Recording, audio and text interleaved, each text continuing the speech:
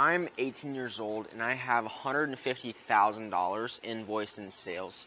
I started at 17 in Seattle, Washington, knocking doors for pest control. Went out there with absolutely zero sales experience. Now, this isn't some kind of motivational video. I'm not going to tell you to wake up at 5 in the morning or drink a lot of water. That's what's going to help you make you successful. I'm just going to tell you exactly what I did, what I learned, and how I got here, because nobody's helped me with this along the way, and if it were my future self, I'd be more than happy to have this information out there. So I was 17 years old whenever I took my first sales job right out of high school. I worked for a pest control company called GreenX in Seattle, Washington, which was a door-to-door job. I've never sold anything in my life, and arguably I threw myself in the most competitive, hardest sales job to ever do, which was door-to-door. And Seattle was not an easy market by any means. Pest control is everywhere up there. There was all kinds of companies, all kinds of competition. Every company you can think of is knocking the same door. So oversaturated doesn't even cover the full picture of what it was whenever I went out there for my first season of sales. My first day, I remember standing on the doorstep of my first door thinking, what am I doing here? I don't know anything. I don't have a script that works. I don't even have experience, like all my other teammates that were out there in Seattle with me. They all had those things. And all I had was a Polo and an iPad trying to sell people pest control for their house. But the thing was, I knocked them anyway. I kept knocking anyway. And every single day, I just was knocking doors. No matter, it was just a numbers game for me. I need to make sure I had 100 doors knocked by at least every day in order to become, or at least try and figure it out. Because by no means did I have this figured out. By the end of the season, I had 10 clients, that generated $10,000 worth of revenue in an oversaturated market with zero experience, fresh out of high school. Then that operation actually shut down in GreenX in the Seattle because the local branch the market was too competitive, and just like that, the job was gone. And then I remember thinking, okay, well, this isn't the end of my story. This is just the end of a chapter. So I leveled up. I was thankful enough to have a connection with my good friend, who still is my great friend at the time, working for a garage door service company called A1 Garage Door. It was a new market, so what that means is there was nobody set up in the area for the marketing job that we were doing, and that was in Denver, Colorado.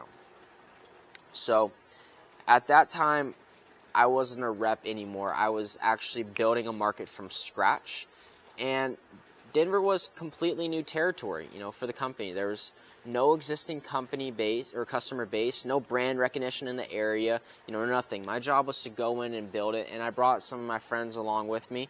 I led them into assigning zones. We were making sure that every house was hit and optimized. I was 17 years old, managing people and building a territory strategy to get things most efficient as possible. We placed over 2,000 stickers in residential homes across Denver. That's just my personal numbers. I couldn't tell you what my actual team did.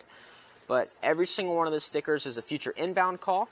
Someone whose garage breaks down in 2 years, someone sees that sticker, they're going to call us. And that's long-term pipeline thinking. Most people, never think past the immediate sale. They don't think about their retention rate or what the lifetime value of a client is. I personally booked 17 repair and inspect appointments, which generated about $8,000 in revenue.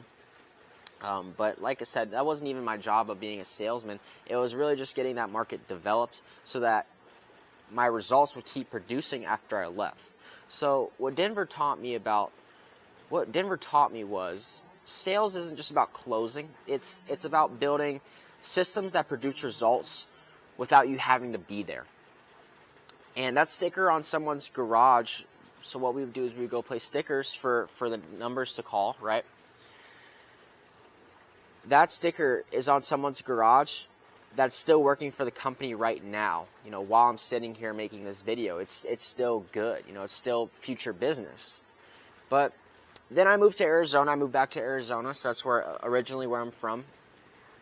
And everything changed. So whenever I got home, I took a little bit of time off. I saw everyone around me, all of my buddies who were my age, they were all getting normal jobs, part-time jobs of, working, fast food or retail or something like that. And I'm looking at all my friends doing this, and I'm thinking, damn, I don't want to do that at all. So I went to look for another sales job while balancing college. So I'm also in college right now studying for a business degree to get a finance degree eventually. But I found this company called the Yard Experts. So they're a residential landscaping company, inside sales, completely over the phone, no door knocking, no face-to-face, just a headset, a script, and a list of leads to call. So I started on January 9th, and I'm working Mondays, Wednesdays, and Fridays, only taking sales calls to balance out college with my new job. And my very first call, from all the experience that I had of going door to door, I closed it. My first inside sales phone call. No warm up, no practice run or let me get used to it first. Immediately jumped on the phone and got it closed. And then in under 90 working days, I have $150,000 closed in services. I've closed 463 deals, and my close rate currently sits at 65% for lifetime. So for the 3 months that I've been working here, almost every 5 people that I call, I'm closing 3 of them. I also have 38 recurring maintenance clients. So those are people who pay us over a prolonged period of time that generate lifetime value, that generate a yearly spend, that just really help our revenue grow as a company. But here's the number that most people never think about. Those 183 clients that I've signed on in a short amount of time frame, they have a yearly average spend of $2,500, and our average client life is 4 to 5 years. So people don't even think in lifetime value. That's over $1 million, about $1.7 million in lifetime value generated at the phone at 18 years old. But I'm just getting started. I've been working here for less than 3 months. I couldn't even imagine what I'm going to have, 2 years down the road whenever, I've documented the journey and showed you guys what it takes. But here's what I actually want you to take from this. I didn't have any kind of connections. I didn't have a mentor. I didn't have parents in sales who showed me how everything works. I didn't go to some elite university or get any kind of opportunity handed to me. I started at 17, with my friends, knocking doors in a market that was already oversaturated, that was already difficult for our veterans to compete in. And I walked into that environment. I walked into another environment after that, going to Denver, Colorado, and then Arizona, coming back to Arizona.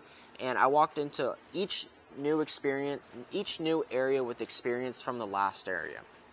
And what actually built this wasn't talent. By no means am I claiming to be the greatest salesperson alive. What built this was doing things that I didn't feel like doing over and over and over again until they become a part of my routine to where I don't even need to think about it anymore.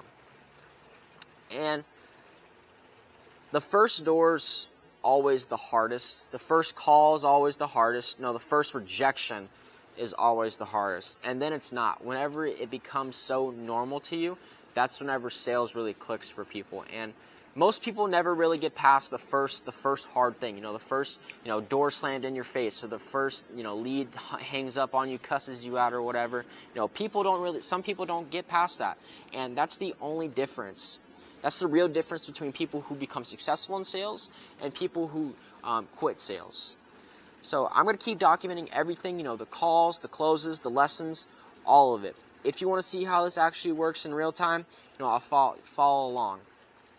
I'm Carson, and I'll be seeing you guys in the next one.